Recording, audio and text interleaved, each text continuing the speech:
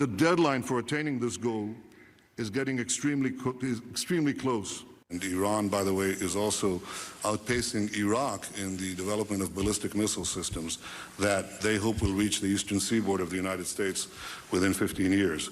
By next spring, at most, by next summer, at current enrichment rates, they will have finished the medium enrichment and move on to the final stage.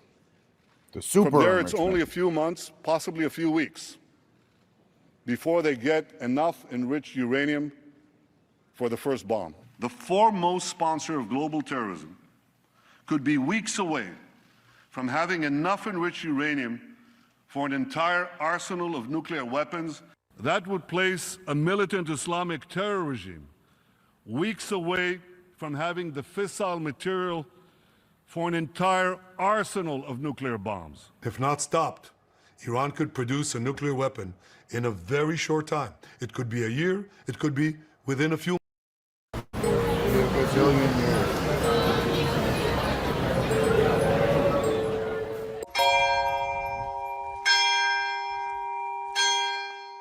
Good evening, ladies and gentlemen. Welcome to News from the Pew, where the war breaks out and we may talk about it.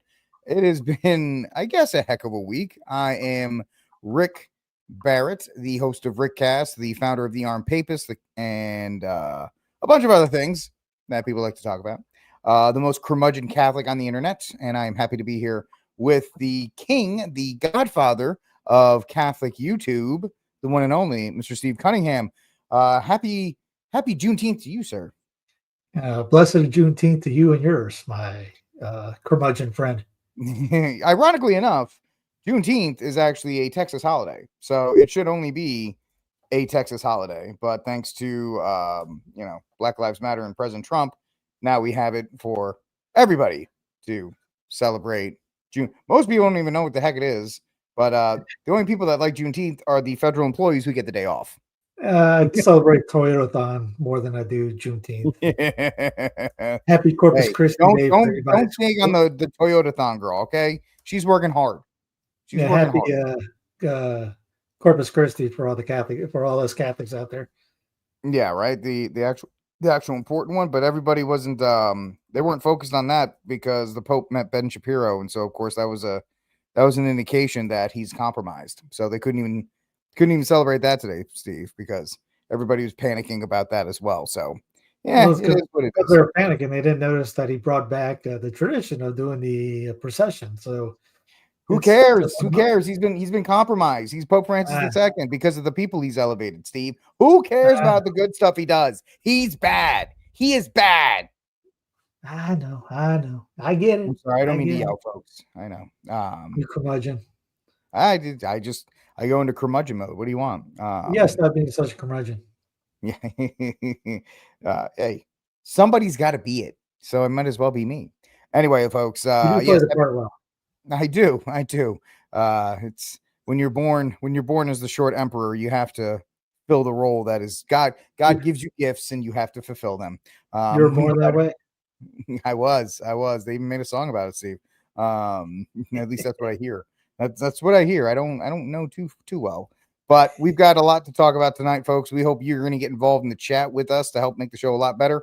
And really, you're either a panikin or you are a warmonger. So hopefully there are no more warmongers in the chat, because we will we'll just dump on you the whole time. No offense, but it is what it is in that regard. We are going to have a lot of fun, and I'm happy that you guys are with us today. And I guess we'll just jump right into it because there's no other reason to talk about it. Did the airstrikes start last weekend, or did they start on Monday? I can't even tell at this point. I think they started Monday or Sunday night into Monday. No, they started when we were on air last night, so it was Friday night. Oh my God, that's right. I'm sorry. Oh my gosh, they're right, because we covered it. So it's been a week. You saw it. You broke it in saying we're now bombing. That's right. We correctly, as everyone is.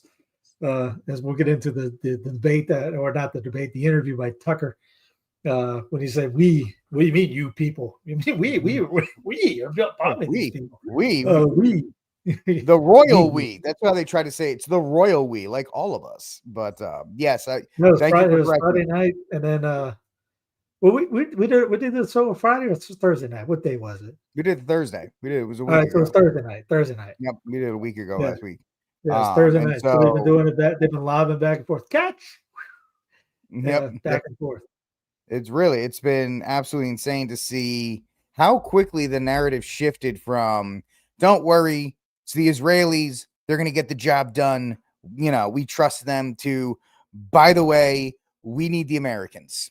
by the way, we need the Americans and we need them now. And MAGA, they started as don't worry, trust the plan, trust Trump, to if you don't, and golly, if you said maybe we should slow down because we're hearing the same things, Steve, that we heard, back in 2005 and 2004 and all these other kinds of things about Iraq and all the arguments, especially the big one, the isolationist argument, right? If you didn't want to go in and bulldoze the Middle East again, you were considered an isolationist, and that was bad. And that was bad because we have to help America's greatest, most superest ally ever. And people are absolutely, there's a lot of Americans, Steve, that are diehard Israelites. They're diehard Zionists.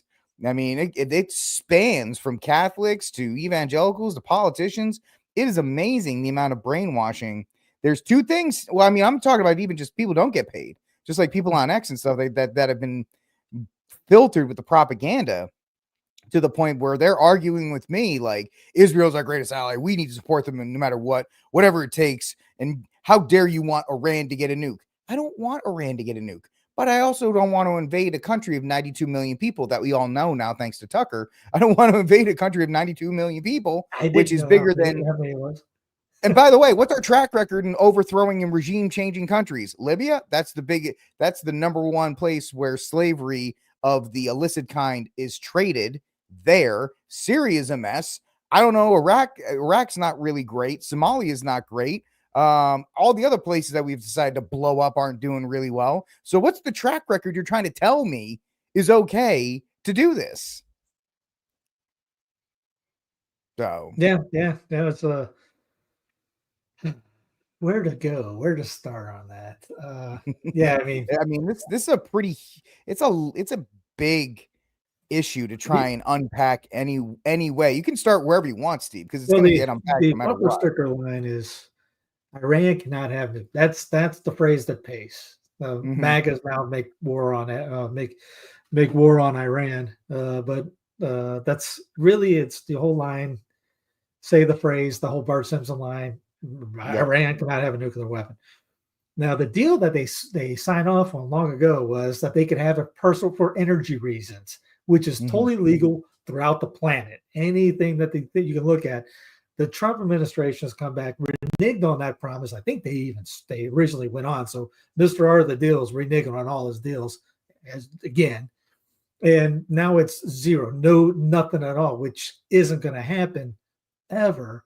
But because most favored nation runs these United States, they're wanting the whole, this is their wet dream for the last, like you said, 1,000 years. And they've been looking for it. And then obviously after Israel got created by a bunch of atheistic Zionists, not the Bible, as Tel Aviv Cruz said, and it was in Genesis. We have we'll get into that. We got the clip. But the whole line is Iran can't have a nuke.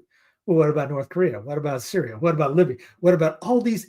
Everybody on the planet is allowed to have a nuke except for Iran, because you get this whole thing, death to America and all that stuff with the mumbo jumbo, what you heard from back in the long days. Remember, they used to be our friends. We helped them against Russia. Then all of a sudden it got convenient. We went after them afterwards.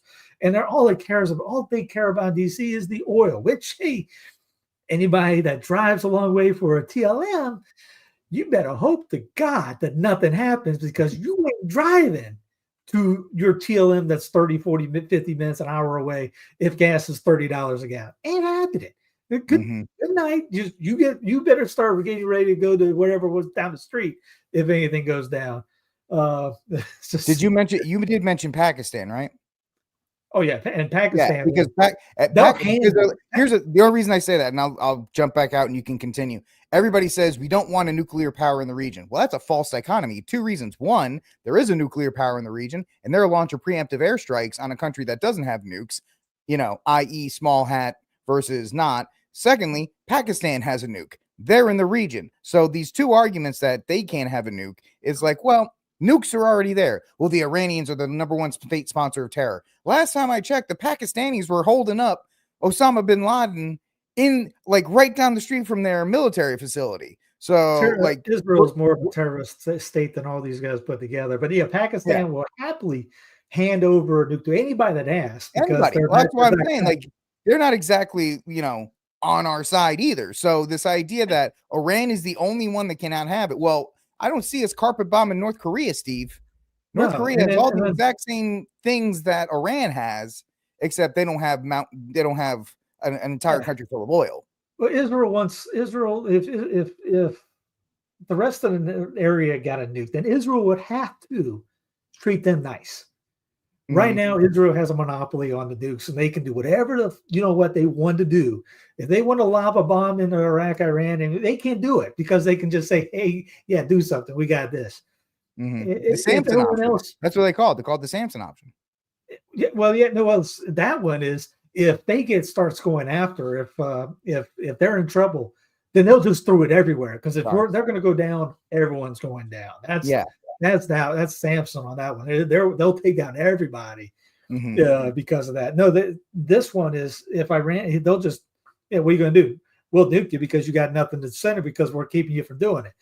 And which is Iran has been open. Hey, you guys want to check and test and see what we're doing? We'll do it. Guess who's not the one that's open? Israel is the one that says, no, we're never going to open our doors. They have nukes. They have hundreds of nukes. By the way, notice that the shield hasn't been knocking everything down. The one that Trump wants to pay $75 gazillion, $1 billion, whatever, gazillion, trillion, billion for DC to have their golden domer. And then let me jump in real quick on that with the Golden Dome, then I'll jump back out again. It's also very interesting to note this has been going on a week, and some experts that are not in the U.S., some security military experts out of Turkey and other places are going, listen, the Israelis have expended all of their magazines of the Golden Dome. Weeks. But they have maybe 2 weeks left, and the Iranians have not let off their superstars yet. Everybody's calling Iran weak and this, that, and the other thing. Iran has some superstars that they're holding in reserve while they're using the mid-range ones, not the weakest ones, but their mid-range hypersonic ones to completely, decimate the Golden Dome or Shield or whatever, the Iron Dome, whatever. And it's interesting because the Israelis are desperate to get the United States into a war before the dome is out of missiles. They're desperate. They want to get the U.S. before then. The Iranians, on the other hand, from neutral sources, not the U.S. military sources, neutral intel sources are saying the Iranians want to go to the table when Israel has no more of an Iron Dome. Because guess what? Now they're in the better position to negotiate because they're like, listen, you guys don't have anything left. We still have our stuff. So it's ironic enough. Some outside the U.S. military intelligence analysts are saying the Iranians are calling Trump to say, get your dog back on the chain. You need to protect us from Israel because these people are unhinged. So we need you, Trump, to step in and not just do a peace deal. We need you to shield us from these psychos because they're launching attacks on us. And if you don't get involved, the Israelis are going to come in and try to take these things out on the ground. They're going to come in here clandestinely and try to take over these sites. You got to step in before they try to destabilize the entire country. Anyway, go ahead. Yeah, no, you're right. There's I can't remember if it was Colonel McGregor or who was saying that they're using the old, the 1978 Cadillacs. They're throwing those missiles in first. Go ahead, shoot these down. Go ahead. Use your. Well, I mean, they also throw some hypersonic ones there that we've seen that are no joke.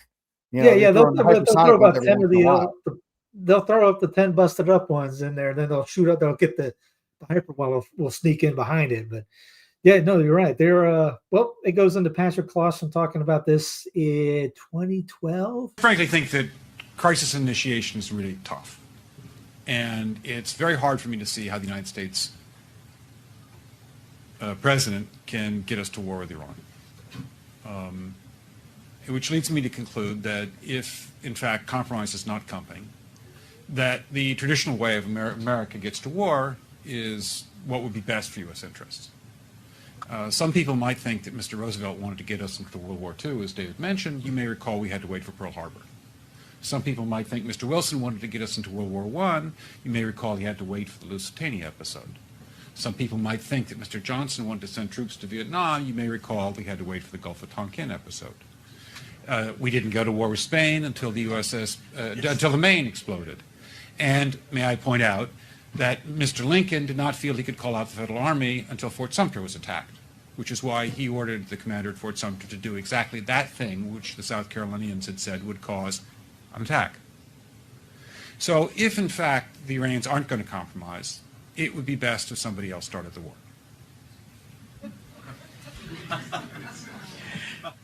But I would just like to suggest that one can combine other means of pressure with sanctions.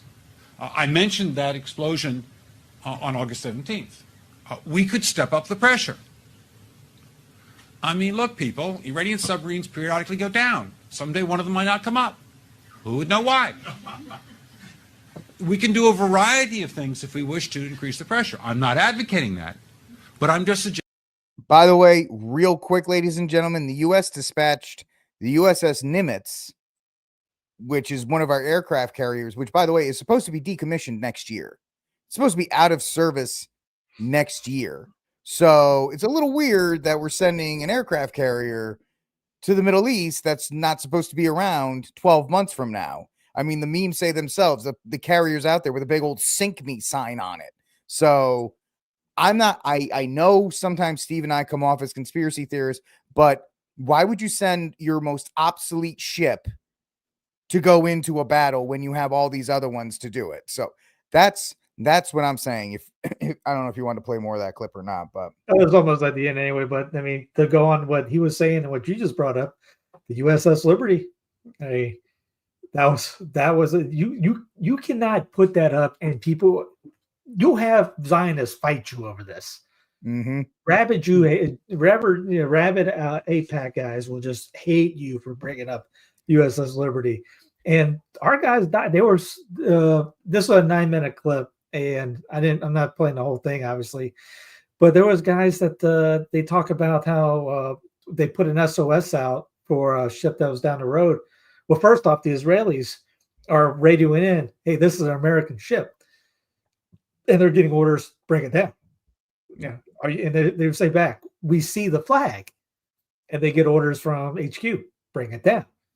And they apparently the Star of David was covered up on their wasn't able to be seen from the thing, but they were trying to shoot them. They were trying to shoot back, and then they radio an SOS, and one of our flight carriers sent off an aircraft to go help out, and they get a call from LBJ, turn it around, and another one goes, you send up another one, you know what? So they let those guys, our own government, let them out to die. Yep. Hung them out to dry to die. And there's people out there that, there's still survivors out there trying to ring the bell. You talk about a false flag. What you brought up right there, that's exactly what is needed to get the U.S. in. Because you brought up before, they're waiting for something. Everyone and their brother knows that the U.S. is involved in it. Because Thursday, we were talking about the beforehand. Wait a minute. They say we're going to wait till Sunday.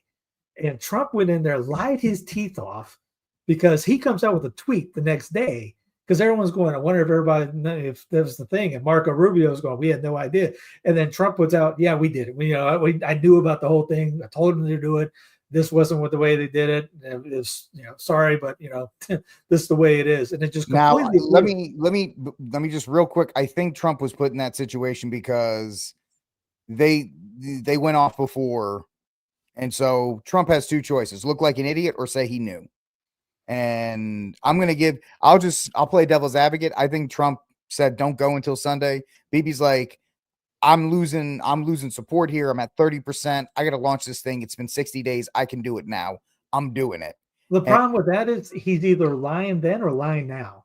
Yeah. Either way, you can't trust him on that, because if he's lying about lying. If he's lying about knowing that it was, then he's incompetent lying. Or if he's lying about the other way, then he's lying to the Iranians and lulled them to false insecurity, and they got bombed a couple hours later. Well, that's why his foreign policy is pretty much in jeopardy right now because of the Israelis.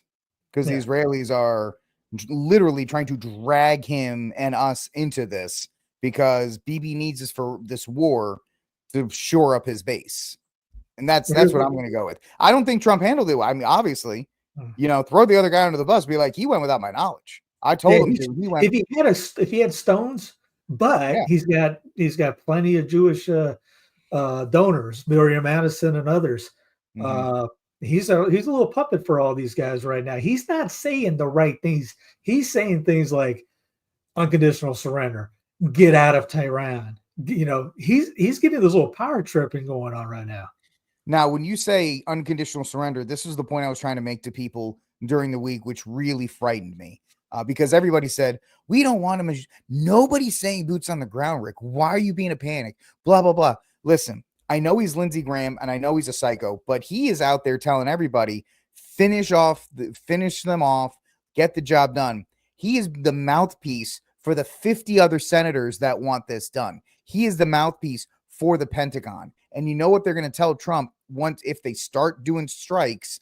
Trump, great job. We busted up their capabilities. They're out of commission. But Trump, in 6 or 7 years, we're going to be in this exact same situation again. If you want to make sure it's a total and complete victory, we have to go in and occupy the sites and change the regime to ensure that they will never get a nuke again. That's the thing that I'm worried about. And Trump being bullied into putting boots on the ground to ensure it will never happen again. That's why when I see unconditional surrender or a real solution or any of those types of words being used, I hear regime change. And then I hear 1,000%. people on the Jerusalem Post, President Trump, finish the job. They got banners. They got banners on the sides of garages, the parking garages, Steve, President in Israel, in Tel Aviv, Mr. President, finish the job. They are, and like you said, Steve, there's a lot of money flowing from there, which is ironic. Ours is just Washington flown back, going back and convincing his entire cabinet, whether it's $1.8 million Ted Cruz or Marco Rubio or your favorite politician, because there's even a politician who got it for $9. They bought him a cheeseburger and they put it in, like this one guy got $9. So I'll sell my soul for a French fry. Yeah, I mean, I'm on keto right now, so I would sell my soul for a double cheeseburger. But let's not talk about that here and there. No, I wouldn't, Lord, never. But the fact is, the momentum was on airstrikes occupation. That's what they all wanted. Go ahead, because I'm well, thankfully there's pushback. There's a couple of guys that are talking about Thomas Massey introducing the War Powers Resolution to prohibit U.S. involvement in the Iran-Israel war. There's guys like Massey who doesn't get a nickel from IPAC, and there's a couple guys on their side, and they're getting pushback and name calling from the crazies like the country has stepped up and said, you know what, we're going on the side of Iran. They're doing so great. The Israelis are kicking their asses left and right. The U.S. hasn't even gotten involved directly. Yeah, so where are they? They're nowhere. How about China? Nowhere. How about Russia? Nowhere. What happened to World War III? There is no World War III. They all sound like a bunch of Marxist Islamists. I love that. What's a Marxist Islamist? By the way, the Chinese sent 3 cargo planes into Iran with metric tons of fuel for their rockets. Yeah. So China is there. China will back up. China sent 2 ships into the Persian Gulf today. So Mark Levin, this psycho, this warmongering psycho, where are the Chinese? They are in the region. The Russians are saying, don't destabilize the region, Trump.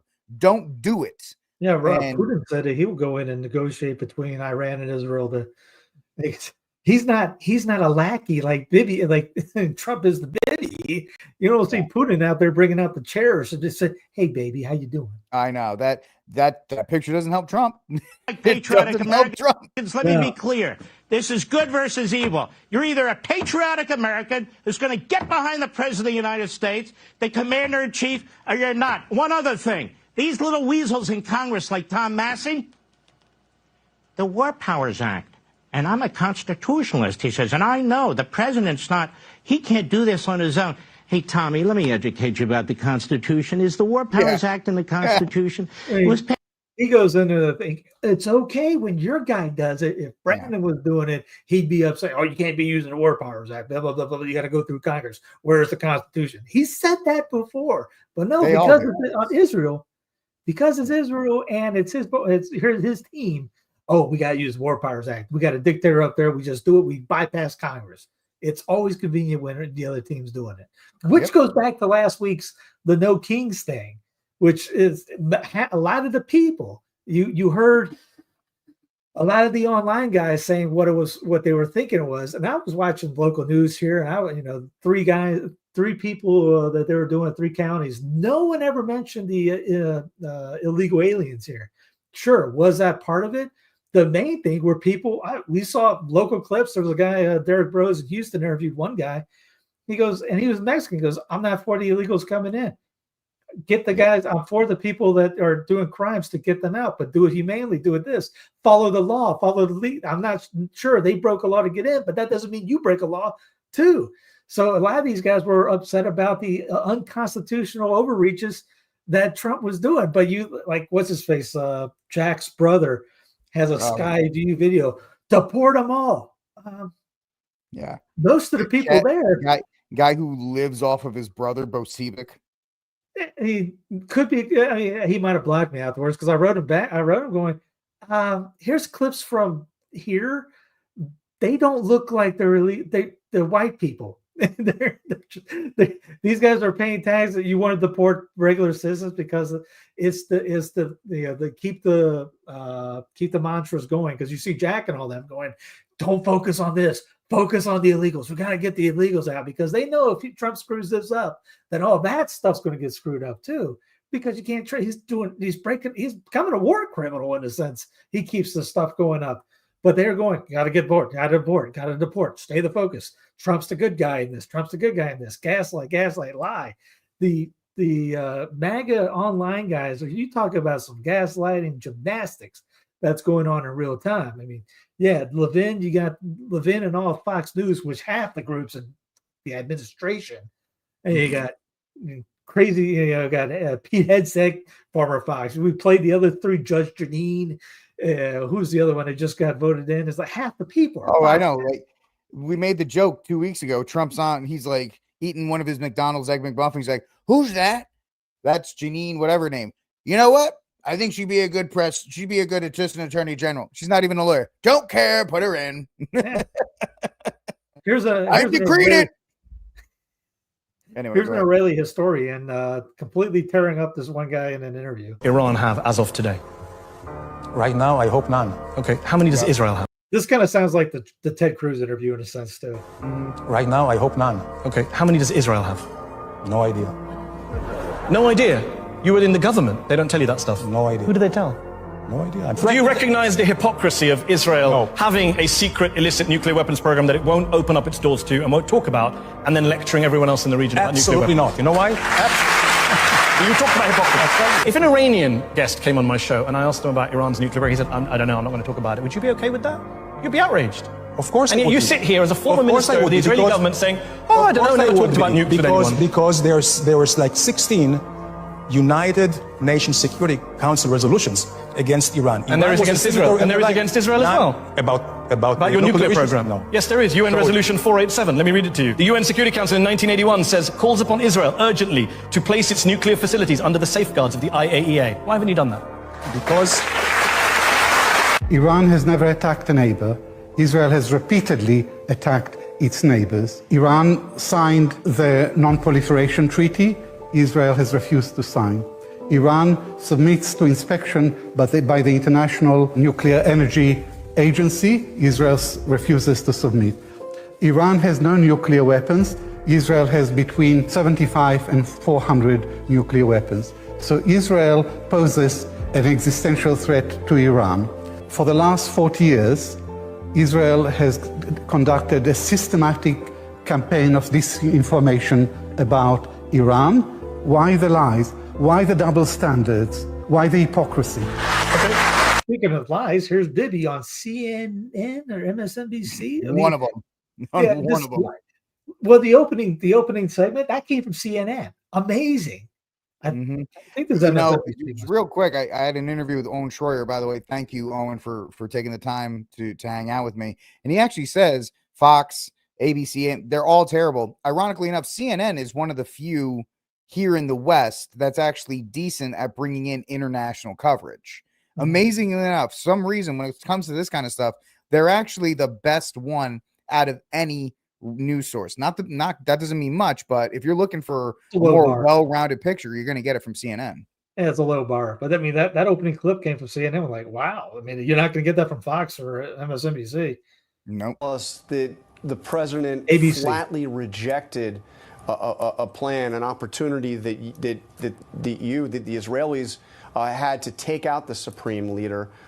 Do you understand his concern? My understanding is his concern is that this would escalate the conflict beyond where it is already.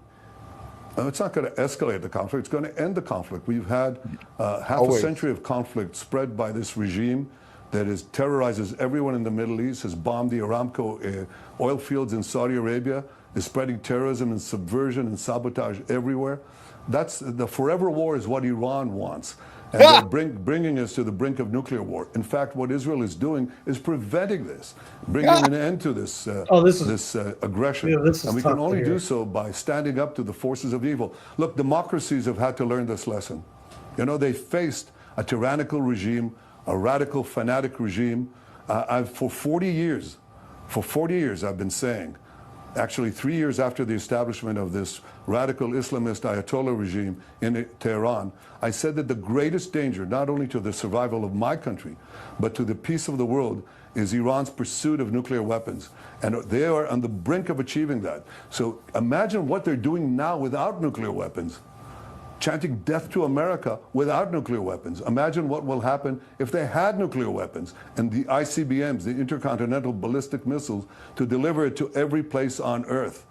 We're preventing the most horrific war imaginable, and we're bringing peace to the Middle East. And I believe that after our action, we're going to be able to bring the Middle East to new heights that nobody even imagined. You know, make the Middle East great again. Make it truly great. So you're saying, BB, that you are bringing peace to the Middle East, aren't you? Do you want? Is Gaza going to enter the chat at this point? Oh, that you see, they can't because the entire place has been flattened. No, what was the thing that Thursday when we were going to go on air? Remember the beginning of the day? Yeah. I don't know if it was related, but half of the world was down on the internet going on that beforehand. Remember, you couldn't get on. I was telling you, hey man, I might not be able to get on today because I can't get the thing to turn on. Websites weren't working. Half the websites you were running weren't working. Maybe that was, and you got, you know, and then someone mentioned in the chat about hard to believe that they don't have anything. Tulsi apparently said a couple months ago that they don't have anything. And then Trump comes out saying he doesn't care what U.S. intelligence said. Iran was building a nuclear weapon. I couldn't download. Twitter won't let me download this. And that's where he says he wants a real solution. He also says in that interview, I want a real solution. And that, to me, that just, when he's saying that, I'm hearing regime change. You know, and the fact is, Steve, he disappeared for 4 days. Like the guy who argues with people about toilet seats, you couldn't talk to him for 4 days. I mean, they were getting important things going on. I can't believe you would not think about it. They got a phone going, dude. Morning, you've got an announcement on a new phone. Tell me about that and what you're looking to That's the important quote, unquote, stuff. correct here. Oh, that's right. Well, you know what, Maria, more and more we're using technology as a company, right, to correct the problems. Obviously, Truth Social was to correct freedom of speech, right? I mean, he lost his throughout the political process. Obviously, crypto, and we got the biggest projects in crypto, was to correct another problem, which is the fact that they were debanking all conservatives. I was the most canceled person probably in the history of the country. And now we're doing Trump Mobile, and Trump Mobile is going to revolutionize cell phones, mobile calling. We're going to do it better. We're going to do it safer. We're going to have more functionality, more features. We're going to make cell phones and the great coolest thing again. about all these ventures is we're doing it right here in the United States. You're not calling up call centers in Bangladesh. You're not, you're doing it right out of St. Louis, Missouri, and you're going to have phones that are made right here in the United States of America, and it's going to be cheaper, $47 a month. You're going to have more international dialing for free, hundreds of countries, international dialing for free. You can call Israel for free. It is the biggest bang for the buck, and we're really excited to get into the space. I mean, when you take kind of technology, obviously real estate's always been our bread and butter, but when you take the technology world between the social platforms, the actual hard. Speaking of, I think Verizon. I'm actually not gonna lie. I looked at the plan. The plan's actually pretty decent. Like $47 a month. You get like unlimited calling data. I'm like, that's actually not bad. I would never do Spectrum. What? I think Spectrum's cheaper. Well, what's it? Pro-Life Mobile or whatever it is. If you really want to support somebody, there's the. I don't know much about it. Yeah. Well, I mean, if you're looking for an alternative network, if you're a Catholic, Well, maybe if you want to look pro-life, then you want the IVF phone or you want pro-life phone? You want IVF phone? Yeah. You want Just same-sex marriage phone? Yeah, that's what this one is. Hey, but Elon said the beams are on. Activate Starlink for Iranians amid widespread internet blackout. Because remember, Mark Levin said put the beams on them, and there's evidence about that saying that's like a tracking system in the sense too. You know where people are at. They had these. There was a photo of all the bombings that Israel did the first day, and they go, "Wow, they're so precise. How come Gaza looks like this?" And you just see a little hole there. This was interesting. If I could find it again, just saw it a couple.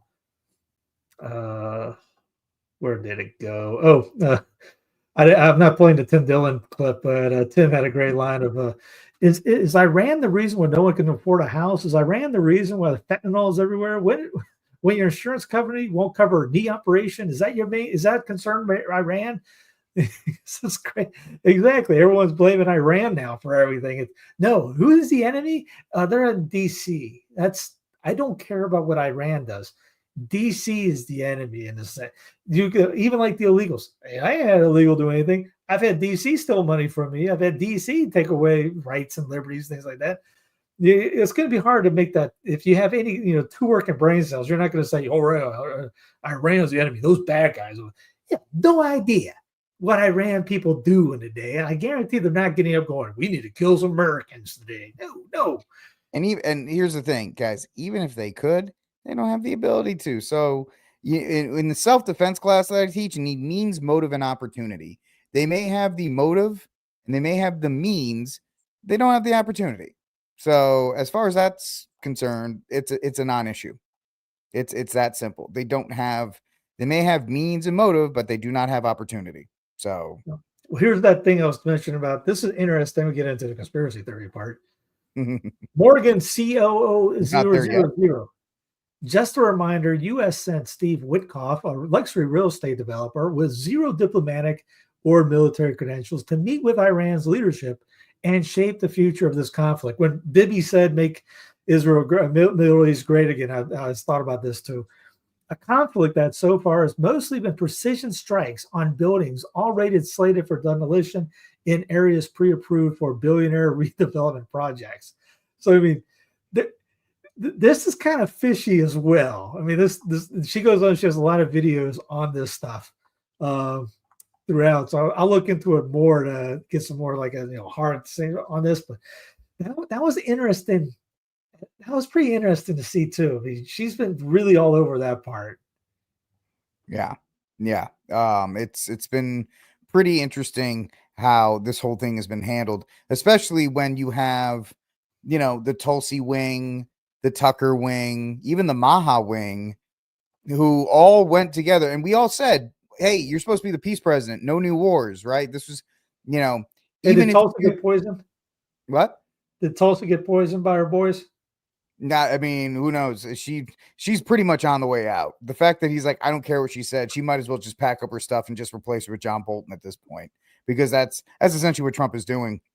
Carl McGregor had a great line on that. He goes, well, because I was making a big deal of that too. And he said that that's not uncommon, that because it may not have been the nicest way of putting it, but because there's other people like I think he said Bush did the same thing. Is he'll get the information and then just kind of like ignore it so people get the information and just kind of ignore it. But he probably should have said that on camera.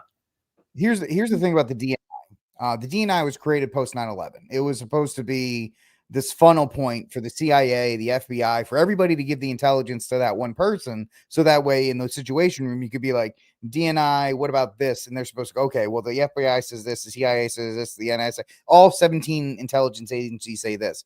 The problem is, since 9/11, FBI, CIA, all of these agencies that have seniority over the director of national intelligence, they pretty much tell every director of national intelligence to punk off. They just don't care. They're like, whatever, dude. There's supposed to be these intelligence centers across the country where all the data from all of the 17 intelligence agencies are supposed to work together and pass it off to DHS. And it's been riddled with the fact that the FBI and the CIA just don't show up. They're like, bro, you're a nobody. You're a second-class citizen to us, right? You guys are kabuki theater. We run the intelligence here. So you can just kind of punk off. So that's pretty much Trump doing what the rest of the government, what the rest of the executive thinks of the DNI. The DNI it's a ceremonial position at best. Yeah, he's just, like you said, we put the Barbie, as you said, down there in El Salvador, had her dressed up in front of all the yeah, she went to the hospital the other day too. Yeah, that's what I'm saying. That's what she poisoned because of the allergic reaction. I'm going, well, that was kind of fishy at the timing of that. Going. By the way, this is the second incident Kristi Noem's had in DC. First, she got her purse stolen like 3 months ago. Now she's got food poisoning. The woman just needs to hire a chef and stay inside for the rest of her. Why not? If I was in those positions, if I was El Presidente, you know how many times I'd be outside? Zero.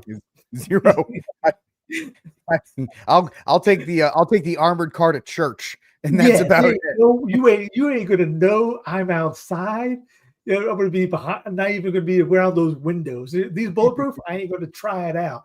Because if you're really, I would even take your word for it. They're gonna go after you. Yep. And it's all of those wings fractured because they said, listen, man, you said no new wars, and now we're about to even airstrikes prove that Israel runs our foreign policy. And that's where we support airstrikes. No, you support airstrikes because that's, you're being told to support airstrikes by Fox News and everything else. You realize that if that happens, that means the Israelis went off the chain.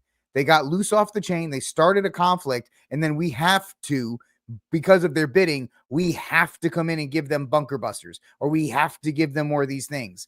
Think about that, folks. We have to do the bidding of a state. And while I'll use that in the correct term to make Steve proud, the state of Israel, which is no bigger, which is smaller than, I don't know, Alabama and New Orleans. It's smaller than all these other places, yet we're literally beholden to them, even when they do stuff that puts everybody in danger.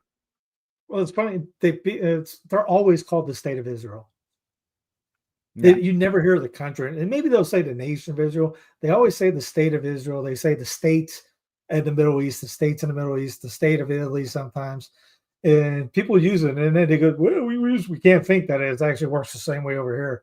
But here's a couple more things on Israel killed Iran's negotiators. Israel killed Hamas negotiator Ismail Haniyeh and his entire family. Israel assassinated Swedish UN negotiator in 1948. Israel assassinated their own Israeli president, Rabin, for negotiating priests. Was that the guy that was before Bibi that they had to get him to bring Bibi in? I wouldn't doubt it. Why would anyone negotiate peace with people who kill you for it? This is from the assassination of Yitzhak Rabin. He never knew it was one of his own people who shot him in the back. I want to say that was the guy that Bibi came in after. It wouldn't shock me. No, it wouldn't be shocking at all.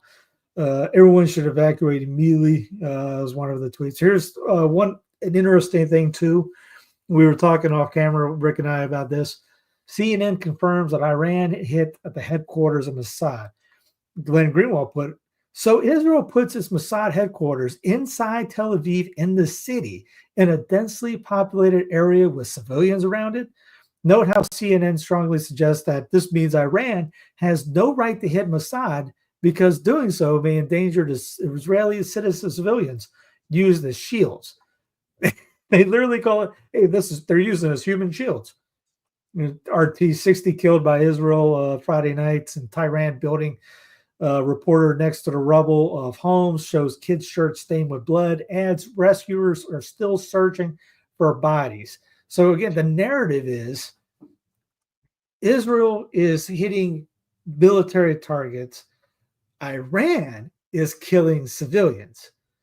When reality is, you can look on any other news not outside the United States, probably the EU, and see, wait a minute, Israel is bombing anybody. Iran is trying to hit regular targets, and they didn't mention that Iran has taken out a couple of airline or airports, a couple other strategic places. You ain't going to hear that on CNN. You're going to hear they're hitting civilians. When Israel is using human shields, which every daggum Israeli person during the Gaza thing was saying, oh no, Israel never uses human shields. They're using the whole freaking city as a human darn shield. And the crazy thing is, people from Ukraine, if you are not an Israeli citizen, they will lock you out of the bunkers. Yeah. There was a lady from Ukraine. She's like, the sirens are going off and we're going to the shelters and they're telling us, since we're not Israeli, we can't come in. So we're trying to find a place to hide. And everywhere we go, we can't, we are left on our own. Baby's not even in Israel right now. He's somewhere else. He's probably hanging out with Zelensky. There was seriously, there was a report saying that he was somewhere. He wasn't in Israel at all. He's already gone. Which, yeah. And it's anybody know if Steve Ray made it out to Israel? He said he was going out there on pilgrimage Saturday, flying out to Israel, to Jerusalem. Mr. Zionist himself. Can I get my money back on that one? Who's the guy going, you know what? We gotta go. We got, pay that ticket. These are non-refundable, man. These are non-refundable tickets. We may die. Well, we can't get the money back. So I can't get my deposit back, homie. I can't get my deposit back. So Leroy Jenkins. We get anything, we get some life insurance with this. In case you are nuked, you do not get any money back. No, yeah. Sorry, no nuke. Unless that's under your insurance, I got nothing for you. I got Speaking nothing for you. Christian Zionists. You're a Huckabee. Glenwell talks about the Huckabee tweet. Of all the things that have been posted, and we're going to still show you some others, this might actually be the most disturbing. This wasn't written by Trump. This was written by Mike Huckabee, who is an end times evangelical, someone who believes, and that's why Trump made him U.S. ambassador to Israel, the first non-Jewish person to ever hold that position, that the United States has a biblical mandate to protect and support and strengthen Israel, that Israel has to be fully united and dominate and occupy and control all of the land under it, including the West Bank and Gaza, so that in Mike Huckabee's end times messianic religious view, that's when Jesus will come back and then consign everybody who's a non-believer, including all Jews, to hell unless they first repent and recognize Jesus as their savior. And that explains a lot of why there's so much support in the U.S. Congress for paying for Israel, for supporting Israel, for arming Israel. It's a religious belief. It's a theocratic belief that the Bible mandates that the U.S. government support Israel, strengthen Israel, protect Israel, even more so than it has to protect the United States, because this is not a nationalistic mandate, but a biblical one. And Mike Huckabee wrote Donald Trump a tax that Trump, when he received, obviously was very moved by, believes in, wants the world to see, because Trump immediately, or I don't know if it was immediate, but quickly after, went and posted it himself on his Truth Social. And I think the text of this email is very important. It's from Mike Huckabee, a pastor, politician, ambassador, and great person. That's what Trump introduced him as. And here's the text, quote, Mr. President, God spared you in Butler, Pennsylvania to be the most consequential president in a century, maybe ever. The decisions on your shoulders I would not want to be made by anyone else. You have many voices speaking to you, sir, but there is only one voice that matters, his voice. I am your appointed servant in this land and am available for you, but I do not try to get in your presence often because I trust your instincts. No president in my lifetime has been in a position like yours, not since Truman in 1945. I don't think anyone's confused about what Mike Huckabee means there. What was Harry Truman's consequential decision of 1945, what shaped history, what made him so consequential, obviously, was ending World War II. This goes with the idea of that unconditional surrender. The first thing I thought of was that. By dropping 2 nuclear bombs on Japan, one in Nagasaki, one in Hiroshima. And that's obviously what Mike Huckabee is suggesting God wants Trump to do, or at least something very similar to it in this case. He goes on, quote, "I don't reach out to persuade you, only to encourage you. I believe you will hear from heaven, and that voice is far more important than mine or anyone else's. You sent me to Israel to be your eyes, ears, and voice, and to make sure our flag flies above our embassy. My job is to be the last one to leave. I will not abandon this post. Our flag will not come down. You did not seek this moment. The moment sought you. It is my honor to serve you." Mike Huckabee. Now, the tone of that text is really not the typical tone of an ambassador to the president. It is basically someone who believes that they are required to assume a supremely humble position because they're talking to a person chosen by God to carry out an extremely important task. And that important task is to force Iran into complete and total surrender, to no longer negotiate with them by using all force necessary to require them to do so. It's not a very vague or difficult to discern text. Its meaning is viscerally clear, immediately clear. Even the guy, one of the imams in Israel that talked to Bibi at the beginning, he pretty much said the same thing to Bibi. You are the chosen one. You're going to bring Israel up and take down its enemies, things like these guys are wackadoo people. When I remember we talked about the people, Israel using the city as human shields, there's an actual shot of the missiles going up. Literally, somebody's hanging out of an apartment complex, video and the missiles shooting out from Tel Aviv, and right in the middle of the city. So, yeah, it's absolutely gross. And here's what I have to say to Mike Huckabee's letter. This is all I hear. Where'd it go? This is all I got to say about it. That's it. That's all I hear when I see Mike Huckabee. When I read that letter, just gross. Just gross. From Team America, everybody doesn't know that.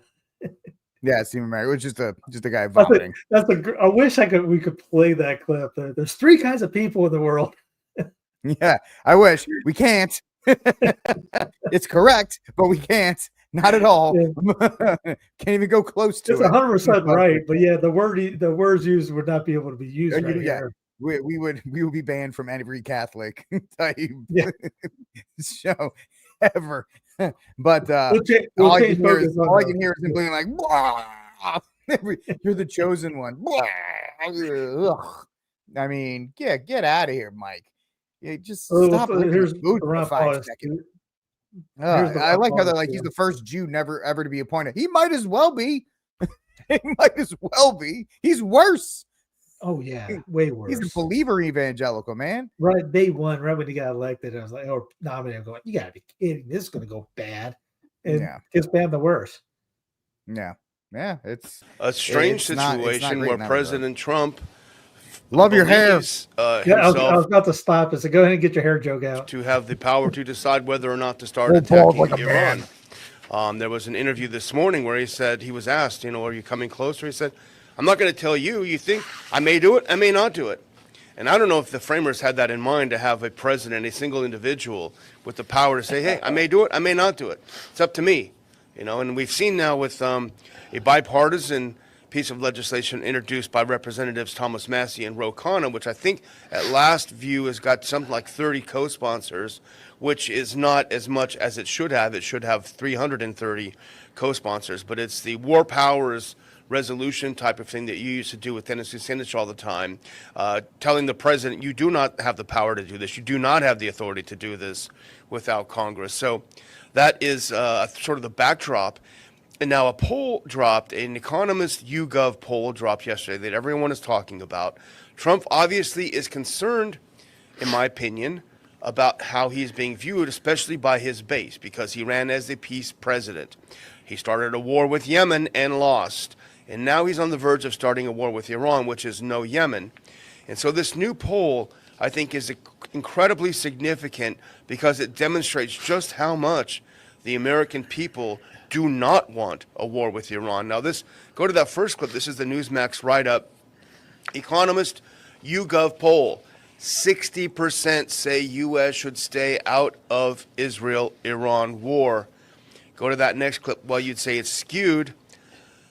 Amid the escalating conflict between Israel and Iran, a large majority of Americans say the United States should not get involved in the fighting. According to a new Economist YouGov poll, 60% of those surveyed say they do not support U.S. involvement in the hostilities, while only 16% say they back U.S. involvement. 16%, Dr. Paul. Another 24% said they're unsure how they feel, which is understandable. But when you look on a chart, go to this next chart. When you look at it in pictographic form, you see that orange bar on the top, all U.S. adult citizens. 60% do not want this, and 60% do not, and only 16 do. You'd say, well, it's probably skewed by the Democrats. Actually, no. You have a good solid majority of 53% of Republicans who do not want this war, and another 24 who are not sure. They may, who knows how. The Republican one, it's not really exactly hey, overwhelming. It's majority, but it ain't overwhelming on that. It kind of goes into the idea you see the cheerleaders on there. Trump's the peace guy. He will make the deal. Stop the panicking. It's your boy that's getting the panic. It's your boy setting off the I thought you guys said the buck stops with him. It's his way. He's in control. He's your king. I mean, again, goes back to the no kings thing. What they said at the beginning. Zero founder would have said, the president has the authority to do this, any of this. He's acting like they all do. Brandon did. Obama did. Bush did. FDR did. Started with Lincoln all the way through. They all acted like that. Again, if it's just the whole no king thing, which is funny how you don't hear about it anymore. But again, you saw the thing beforehand about the shooting in Minnesota. Terrible thing. But isn't it kind of weird that this was one of the evidences that some napkins that got no kings put on? Oh yeah, he was a no kings guy. Really, anybody could make that up and just put it in. It's just going with the narrative. Remember 9/11? Hey, got the cops walking around. Oh, a passport just landed, mint condition, landed from a burning building. How that beautiful? It must be one of those guys. The whole thing with the Minnesota thing, that was a psyop from the moment. The thing was, it was supposed to happen. You were never supposed to know this guy. This guy was a patsy. He was he's a spook with a private security company. He hired a bunch of his own guys. There was multiple guys that was a part of this. That cop stumbled onto one of them, and then they all ran out because this guy that was supposedly the mastermind who did all this, he was in 3 different places at once, apparently. He doesn't look the same as any of the other guys. The no kings thing was supposed to, and the list of Democratic targets and all this other kind of stuff was supposed to be a great setup for that no kings protest. They were going to have this report come out that morning that, look at these Democratic elected officials, they're being attacked, and that would have given more fire for the no kings protest. Look, they're attacking us because we want democracy and blah, blah, blah, blah, blah. Except just like in Watergate, and just like there's always one random cop or a janitor or somebody that's not part of the plan that kind of stumbles into there, and they were like, all right, whatever this guy named Volter, whatever, we're calling you in. You work for Waltz, you work for the Democratic establishment, you're the patsy. We're going to get you out in a couple of months and we'll fly you off to some country, but right now you're going to get arrested. We're going to put the manifesto out, and and it was designed what it was designed to do, folks. It was designed to set up people like myself and Steve, Christians, because Planned Parenthood, all these abortion facilities were put on this all list. The code words. It was supposed to be a setup to push back on Christians and all these others to set off, DHS, even though it's under DHS Barbie, but to come after Christians. It was a total setup, and they bunked it because of some random cop. And how sloppy it was is you could tell that they did not plan for that cop to be there. There's It was a total psyop, by the You way. see the veteran got arrested in J6? Put his hands in front of him. Keep it going for foot. His hands in front of him. No, it wasn't J6. No, what happened? This was during the No King Spot thing. Mm-hmm. Veterans rushed to, let's see if I can get it to play. A group of veterans did a sit-in. These were all vets, if you can't see them up there. And this guy was the head. One guy, remember, they're rushing, and you see him lock them all up. This Nick Sorter, lock every one of them that went. Talk about the ultimate cheerleaders. This guy, Nick Sorter. I mean, this dude's he replaced his tongue with leather because he's licking Trump's boots on almost every. He's like a teenage girl. He's like Laura Loomer, but a dude. Everything he says, Trump is essentially a god to this man, and it's gross.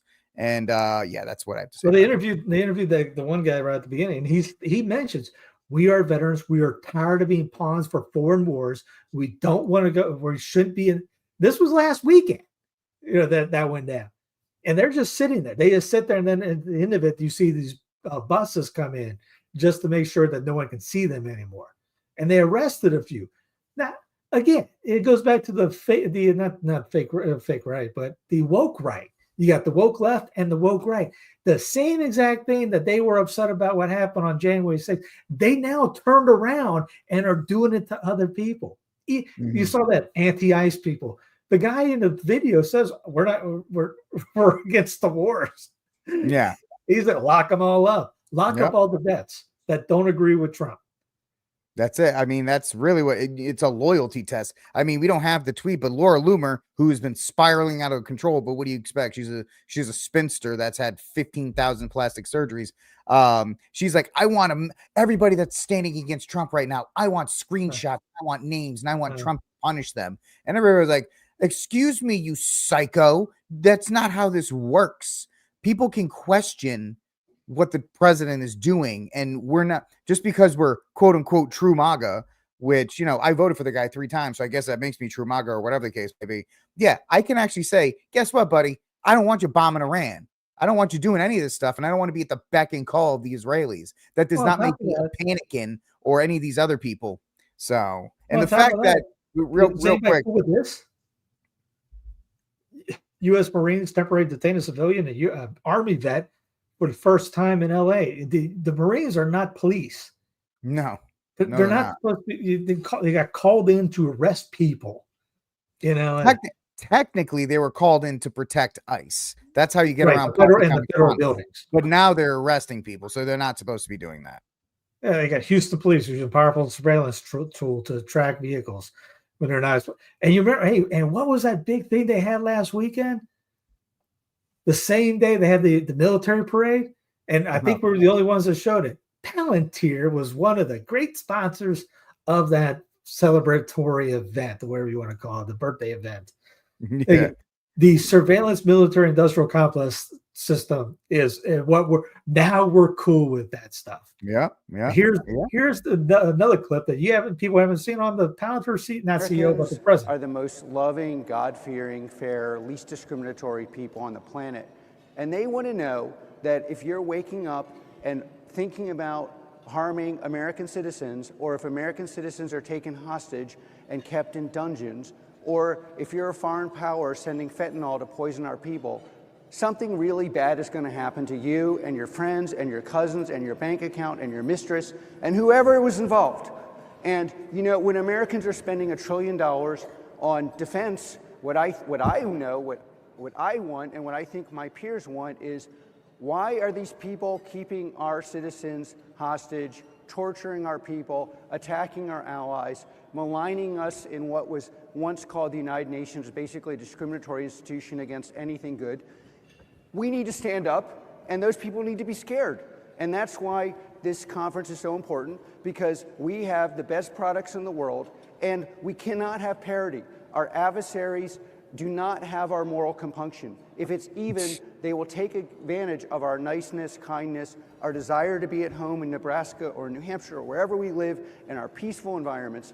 And they need to wake up scared and go to bed scared And if you give that to the American people will go back and say, and honestly, probably shouldn't say this is why I thought the Democrats were going to lose the election, why they did, because people want to live in peace. They want to go home. They do not want to hear your woke. They want to live in the pod and eat the bugs. They want to know they're safe. And safe means that the other person is scared. That's how you make someone safe.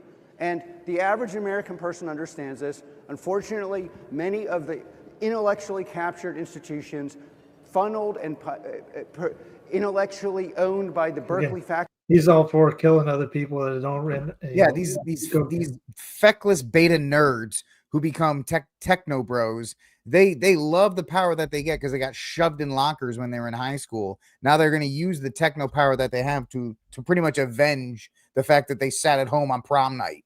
So great job, everybody. Great job putting these people in charge. Speaking of peace.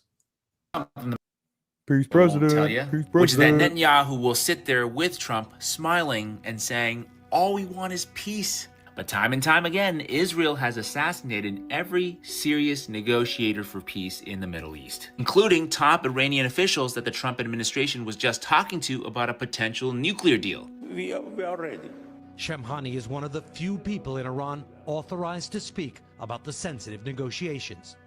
We can definitely have better relations with the U.S.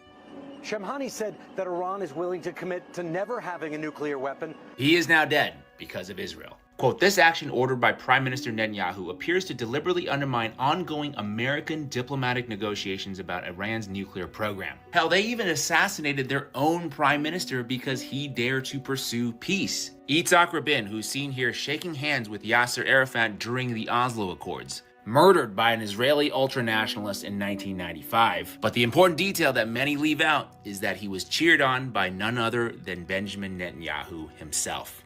Mark my words, there can be no peace with Israel. Israel bombs everybody. Okay, you can't call Israel a peace country and in the same breath say what they did to Gaza was acceptable. And don't give me October 7th. People are starting to expand out the case. Well, Iran and its proxies. Look at October 7th. You know what? October 7th happened. Israel launched a bunch of strikes. Iran launched a bunch of strikes, and that was it. That was a contained event. October 7th happened. And by the way, people were saying, well, October 7th happened, and Bibi said, I'm going to wipe these guys off the map. Why didn't you do it under Joe Biden? You think Joe Biden and the bunch of clucking hens that was running the White House would have stopped you? The Biden regime would have loved it if Bibi started a war with Iran during their presidency. Do you know why, folks? Because we would have stopped focusing on the skinwalker that was Joe Biden walking around the White House. They would have been like, Bibi, please go in and do it. Please, because that way we can just talk about the war in Iran, and we don't have to talk about the fact that Joe Biden he is a shell of a skin of a robot. They would have loved it, but they didn't do it then, but they're doing it now. So don't give me October 7th. October 7th has nothing to do with this. Okay, it was one of a string of events that happened. By the way, October 7th happened, and Gaza does not exist. Gaza does not exist. They joked about it with, AI, Elon and AI, Bibi and Trump hanging out in the Mara Gaza Strip. So don't give me this nonsense where, Iran and its proxies. You guys have been bombing the Shlamalama off of, I'm trying not to cuss here, that's why I'm coming over. The Smurf, you've been bombing the Smurf out of Yemen for years.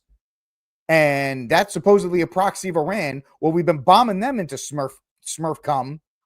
And so the whole proxy argument falls apart because Israel and these United States have been just as culpable as proxies across the Middle East as well.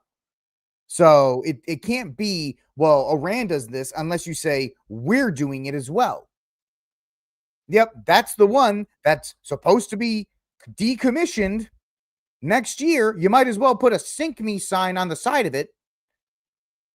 There's a meme somewhere. I haven't found that one, but it's just like, get real, people. You're not clever because you said you trust the plan. You didn't. You sat back and you hoped that Trump wasn't going to do anything, but you didn't want to lose the MAGA grifting base. So you just said, all right, well, whatever Trump does will be fine. You just trust the plan with Donald Trump, which is dumb. Don't Speaking of trust trusting the plan, he says the president says we control the skies over Iran. We. I mean, also think about this. There was also something over the weekend where he said, I control what is America first. I define what America first is. You know what, guys? You know what? As soon as he says this, you don't matter anymore because he has taken that from you. He's tried to walk it back. Oh, he said, I control America first is mine. If I want to drop a nuke on Iran and I say that's America first, you bunch of grifting morons are going to say it's America first because you don't have a brain cell. That's the problem. They don't have principles to say because they got fame and fortune for kissing tail, for kissing the ring. And again, here Trump says he knows where the location of Iran's leader demands unconditional surrender. U.S. quietly sent hundreds of Hellfire missiles to Israel before Iran attacked. Yep. I mean, okay, guys. I'm panicking because I said let's not get into a war, but you people are so like principled. Give me a break. You people are losers. This was yesterday. Trump has reportedly approved Iran attack plans, but is withholding final order. Give me a break. By the way, real quick, Steve, just for everybody at home. Press the button, Steve. Fine, press it. Oh, sorry. Sink me, kick me. To sink me.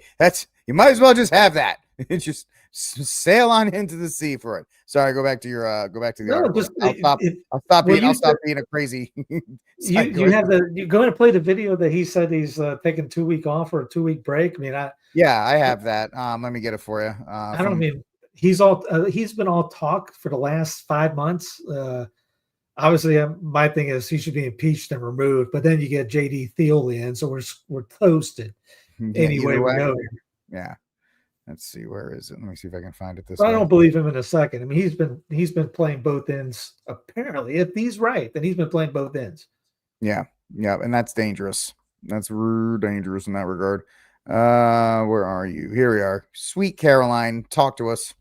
Situation in Iran. I know there has been a lot of speculation amongst all of you in the media regarding the president's decision making and whether or not the United States will be directly involved. In light of that news, I have a message directly from the president, and I quote, "The fact that there's a substantial chance of negotiations that may or may not take place with Iran in the near future, I will make my decision whether or not to go within the next 2 weeks." That's a quote directly from the president for all of you today. Yeah, so it's nothing. Yeah. She's been lying. She's been lying for him since day one. Obviously, everyone's been talking about how great of a Catholic she is. She's been lying since day one. So what good is it to gain the world and lose your soul? I mean, the Gaza condoms. Yeah, she's a great Catholic, and she went out and she talked about how great IVF is now that Trump is backing and he's going to make insurance companies cover it. That's a great thing for childcare. Yeah. It's kind of like everyone's making a big deal about Clayton Kershaw's hat for Pride Day for the Dodgers, and he put the part about the Sodom and Gomorrah on there. I'm going, yeah, that's cool. Why don't you have a little bit better guts, not wear the hat, or not show up, or make a big stink? It's one thing you're not even pitching that day, but then everyone's like, oh, look how bright, it's a good it's cute, it's a good start. I mean, it's better than nothing, I guess, but make a stink out of it. No one cared outside of the people that made a couple memes about it. I mean, Major League Baseball, did they care? No. Did you get a fine? No. Did anything happen? No. They're going to keep doing it. But if you would have made a stink, been the top pitcher of the league, then that's totally different. As sitting on the sidelines in the dugout where nobody knows what's going on unless somebody and then zeroed in on the photo. I mean, they're all talk. It's a lot of talk, and I would be shocked if something happened tomorrow. Yeah, no, I mean, the 2 weeks, as Steve has correctly pointed out, if you're the Iranians, do you even trust it? Right? We're going to give you guys 2 weeks. Well, you gave us 60 days. I'll read that as, and that's given 2 weeks, or we're taking a 2 week off so that they're resupplying Israel with missiles. Yeah. Yeah. Yeah. I mean, because Israel doesn't have 2 weeks. We brought that up earlier. They don't have enough missiles for literally 2 weeks. So that's the exact same timeline that they don't have the leftovers. So if you give them 2 weeks, it's kind of like, hey, timeout. We got to have a little halftime ceasefire. Let's get some new stocks, and then we'll go ahead and start bombing. Don't get it twisted. In that 2 weeks, if that's happening, the Chinese are flying in as many cargo tons as they can of fuel, of all kinds of stuff for the Iranians as well. Because the Iranians give the Chinese 2 million barrels of oil a day. So they are not going to lose that energy stores. So, yeah, not great. Oh, speaking of, I know we've gone back and forth on a couple of the topics on this, but hey, remember the whole thing about the amnesty that Trump was going, all of a sudden, Yep. I forgot to get those posts. Trump organization keeps bringing in foreign workers to staff its clubs and wineries. This is Forbes magazine 2025, June 13th, 2025. So when Trump came out and said he was going to do amnesty for all the good illegals, did you see Jack and all the bootlickers, DC Drainer and all those guys?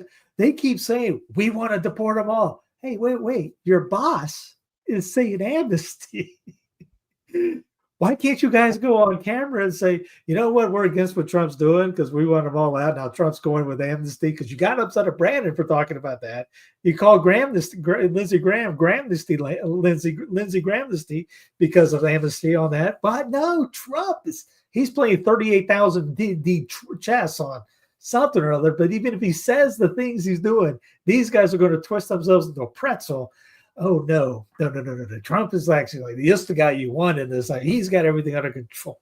Okay. He's either controlling World War III or he's lying to everyone's head off and is worse as incompetent. Pick one. Yeah. And for the who's the guy in the chat, Peter, saying China's going to go to Taiwan. China can do two things at once, guys. And this is I'll present this article that I was talking about earlier. And it's the Boeing 747s leaving Chinese airspace, going to Iran as soon as it shows up. Nope, not that one. Yeah. One of these 747s can carry several metric tons, I believe that's the great, of fuel for the Iranians. And there are several of them. If you get 2 weeks off, they're going to fly these things in like it's going to make the Marshall Plan look like a tiny operation. The Chinese are not going to lose the Iranians.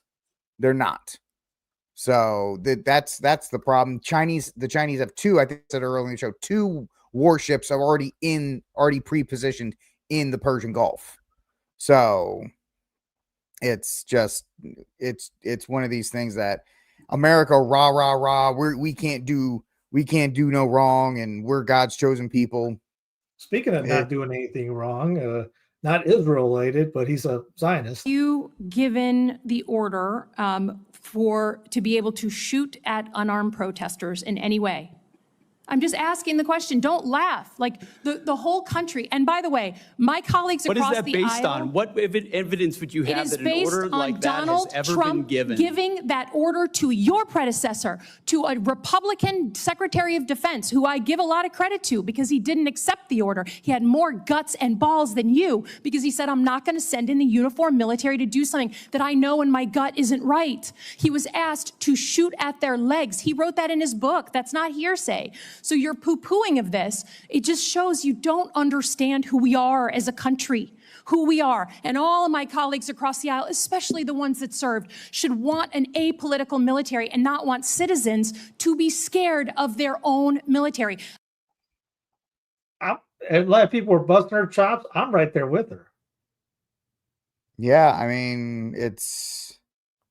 Because he ends up giving a little answer. You shouldn't read any book.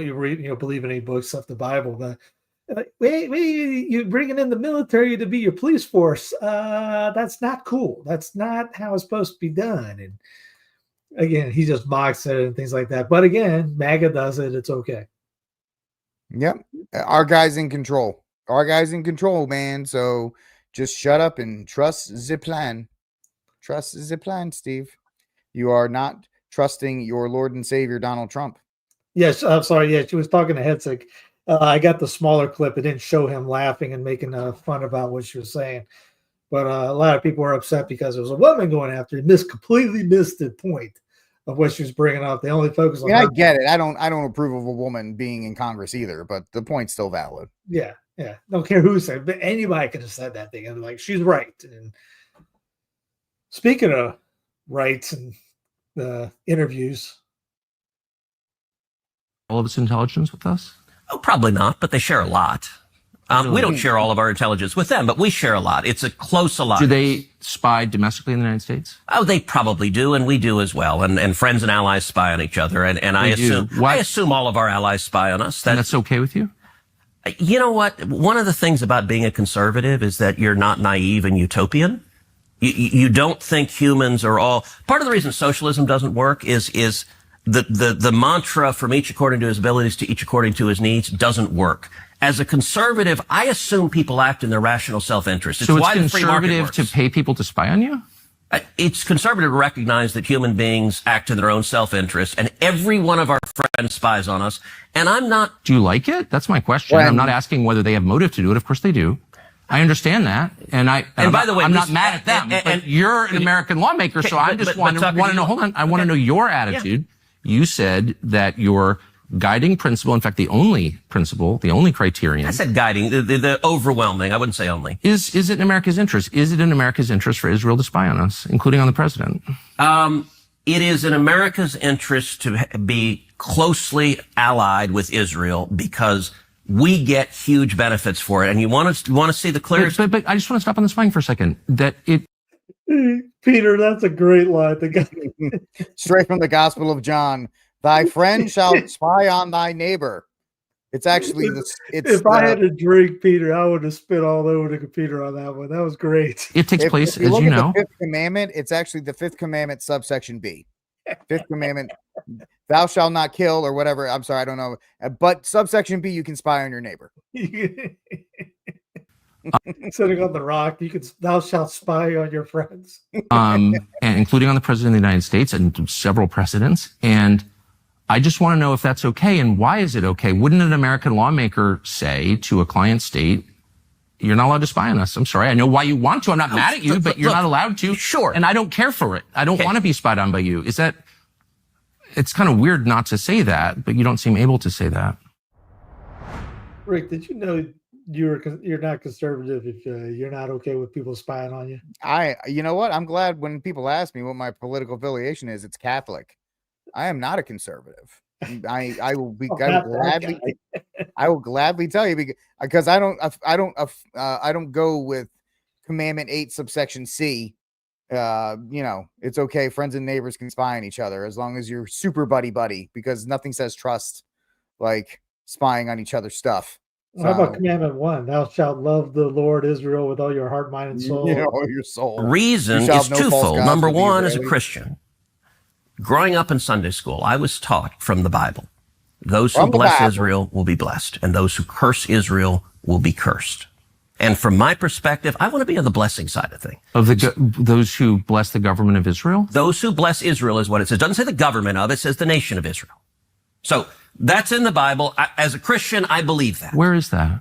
I can find it to you. I don't have the scripture off the tip of my.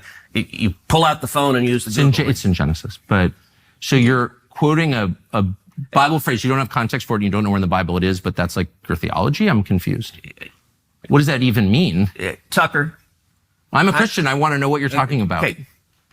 Where does my support for Israel come from? Number one, because biblically we're commanded to support Israel. But number two, hold on. I'm not holding on. Hold on. You're a senator, and now you're throwing out theology, and I am a Christian, and I am allowed to weigh in on this.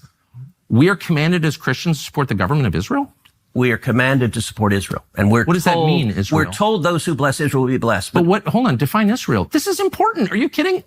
This is a majority Christian country. Define Israel? Do you not know what Israel is? That would be the country you've asked like 49 questions about. So that's what Genesis, that's what God is talking about. The nation of Israel, yes. And so is that the current borders, the current leadership? He's talking about the political entity called Israel? He's talking about the nation of Israel. Yeah, nations exist, and he's discussing a nation. A nation was the people of Israel. Is the nation They're the God's descendants of referring Abraham. to in Genesis, is that the same as the country run by Benjamin Netanyahu right now?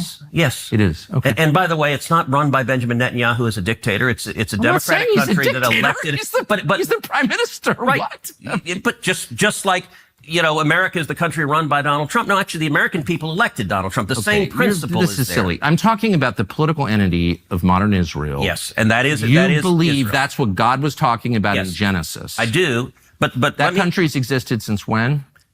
For thousands of years. Now, there was a time when it didn't exist, and then it was recreated just over 70 years ago. I'm saying, I think most people understand that line in Genesis to refer to the Jewish people, God's chosen people. That's not what it says. Okay, Israel, but you don't even know where in the Bible it is. So I don't know if we can... I don't remember the scriptural citation. But, okay, It's like Genesis 16 or something like that. But yes, it's in the earlier part of the book. But the point is... All right, Tucker, you keep interrupting me before I finish my sentence. It's just important to know what you're talking about. I don't know what you're... So you're saying as a Christian, if I believe in Jesus, I have to support the modern state of Israel? No, I'm not saying that. I'm explaining for me what my motivation is. But okay, so I'm just trying to understand. You said God tells you to support the modern state of Israel in the Bible, in some place in the Bible that you heard about, but you don't know where it is. That's your theology? You're going back, am I a sleazy feline again? I mean, if you accuse me of anti-Semitism again, I will say that, but I don't think you will. He means Israel, Texas. That's right. That's right. God commanded us to support Israel, Texas. Yes, that's correct. The dispensationalism is out just insane. But when the first question when he says, where do you get this? It's because he gets $1.9 million. I mean, I get it. I get it. But still, Ted, he's just dumb. He's just so dumb. And now, I mean, he even said there's another quote that he's like, well, I ran telling everybody that I was going to be the best representative of Israel. And it's like, I remember when you ran for senator, you didn't really say that. Because if you did, I think people would have been like, you Tel Aviv Cruz is not going to be like that during the elections. I guess he didn't go to Mexico during that. He actually went to Tel Aviv. He back during the snowstorm. He didn't go to, he actually flew to Israel. He just couldn't tell you. Well, on the other side, Tucker, I'm glad he's come around. It's kind of weird how these guys, like during the Rona times, none of these guys were saying what guys online were getting booted, kicked off, playing chess on there, playing cat and mouse to get around things. I know guys have gotten deplatformed across banks, channels. It's funny those channels have come back now. Corbett's back on YouTube. Quite a few other guys that got kicked off during those times are back up on YouTube. I'll see if I can find the videos that I put over on the other side, because I did put videos on YouTube just to not get kicked off. So those are allowed now. And then Tucker and those guys were able to say things down the road, and they never got booted. So it's funny how these guys, if he's legit, great. But it wasn't too long ago that... Aren't we the only country allowed to make preemptive strikes? Who the hell does Iran think it is? Actually, I know you're sort of kidding, but I agree with that. I think we are the only country I'm not with the kidding moral at all. authority. Rather, we are. That's absolutely right. The only country with the moral authority sufficient to do that. The only country that doesn't seek hegemony in the world. I do think, I'm sure I'm the lone voice in saying this, I think Iran deserves to be annihilated. I think they're lunatics. I think they're evil. I do think we ought to assess what would happen to the price of energy were we to do that. I don't think that's a small factor. It could. I mean, this 2012. I mean, Tucker calls for a genocide in Iran. I know. I mean, I voted for Obama in 2012, Steve. All right. Well, I'm just saying, I know people change. People get involved. Now, it is fine to call out Tucker, because Tucker did sit down with Andrew Tate, right? He did interview Andrew Tate, one of the worst people on the planet, and he didn't give Andrew Tate the kind of scrutiny that he gave Ted Cruz. I think that's absolutely positive and 100%. But if we're going to go back 10 plus years, we're going back. Like I said, I just want to make sure years on that, Steve. I mean, I'm cool with people converting and all that. Now, I'm not saying that he can't. I'm just saying it's just the timing is convenient on where were you at 2 weeks ago, 3 weeks ago. Now all of a sudden we got these dynamite. Hey, we're right there with you. Is because the wind's blowing in the right direction, or? Well, I don't doubt any of these personalities. The smart ones put their finger in the air and they have people monitoring online traffic, and they're like, hey, people are not down with this, man. So okay, I'll come out and do the clicks and stuff. You and I call people to the mat on that all the time. I'm 100% with you. I'm 100% with you on that. That's just question is one of the things. I'm not throwing them the fifth realm of hell, but it's just no. I will say 10 plus years. You can't go back on ideology because the winds have changed. 5 years, 2 weeks, you're 100% right. You know, if it's been within 10 years, I'm going to be like, what's going on here? Because there's a lot of MAGA grift, like a lot of MAGA people that showed up in 2020, Steve, showed up in 2024 out of nowhere. And they're the people that are promoted by Tipusa and all these others. I'm with you on that. I guess, let me just be completely, I'm a little sensitive to that because, you know, people could pull that back on 2012. And I've said that I voted for Obama in 2012. So you could be like, well, Rick, you know, are you grifting on these kinds of things as well because of that and so forth. So that's why it's like, yeah, I remember I've told people, hey, I voted for Bush because he was the Texas Ranger owner. Like, really, that's about how far we went back. But he was in a different league. He was actually he wasn't an idiot like you and I were at the time. And I remember our family doc saying, "Yeah, vote for Obama," and I was steered by that. I was like, I didn't vote for it, but I was like, okay, well, I guess that. I remember telling a friend of mine that I was living with in back in Columbia, and he looked at me and goes, "What are you, stupid?" And explained it to me. I didn't have anybody to smack me around with for that. I always like my convert stories of myself had people putting their boots up because my coaches were like that. And it's like, so my brother did that to me for religion. A buddy of mine did that for me for Obama, which I did that reverse to him back, and he hasn't talked to me since because I mean, he couldn't take it. I would give credit where credit's due. My conversion's due to Mike Church when he was on the Sirius XM channel. I will never, I'll give him credit for he converted me on Obama because I was driving back and forth to Dallas and I had a lot, and I was early in the morning. So I listened to I think he did 3 hours back in the day on Sirius XM. I listened to all 3 hours on the way there. Midnight to 3 on one channel, and then 9 to 6. Yeah. So I listened. So Church completely converted me on that. So that's where mine came from. And then of course I was that way too. I was I went from No Talk Radio to Rush, Beck, and then I found Church and Wilcow. And Church was great on it because he was talking about the founders and how everything was situated at the beginning, and I didn't get that from Levin. Levin would just do the GOP only way, and the rest of Fox News Inc. and all that. So Church was doing the whole. I listened to the audio books of the founders that he did a few times, going back and forth doing medical sales stuff in between. Like sometimes when you have those car jobs, it's great for conversion, man, because you got nothing to do but listen. So yeah, I mean, the people who are going back that far, it was what it was. But I agree. I'm not 100% on with Tucker's conversion. I don't think it's legit. I think he's scoring points, right? He's scoring points with people to subscribe to his channel and watch his show and do all these other kinds of things.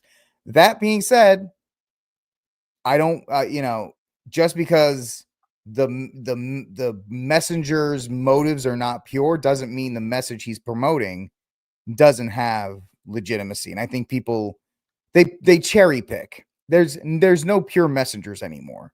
Everybody has means and motive to do things. And so when their guy that matches their values, it's fine. Since Tucker's been on the other side of Crowder and all these other people, they've been ripping them apart for the last week. And I think that's disingenuous, right? You can totally question Tucker's motives, especially now that he's on his own. He needs the clicks. He needs all that. I mean, he doesn't need the money. Let's be real.